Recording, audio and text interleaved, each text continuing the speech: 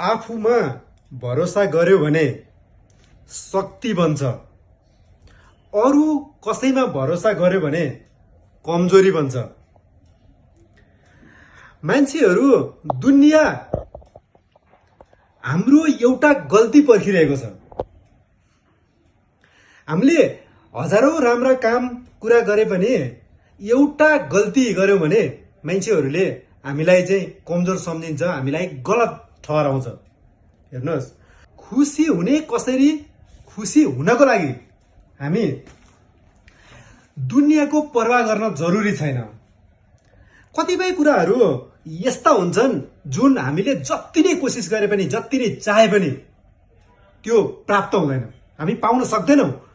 हामीले चाहे भित्तामा टाउको फोडौं, जति नै कोसिस गरौं, तर हेर्नुहोस्, हामी वास्तवमा भन्ने हो भने दुखी भएर डिप्रेसनमा गएर एक अनेक कुराहरू सोचेर नकारात्मक हुन जरुरी नै छैन। किनभने हामी भनेको एउटा यस्तो गोटी हो, हामीलाई चलाउने अरू कोही छ।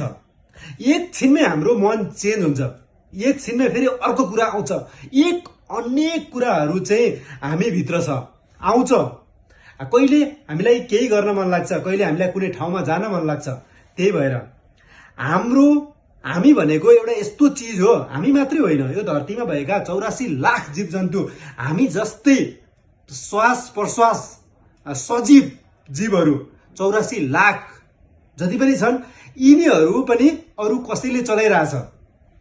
हामीले धेरै सोच्न आवश्यकै छैन, कोसिस गर्ने हो, तर सफलै हुन्छौं हैन, यो हुनै पर्छ भन्ने छैन।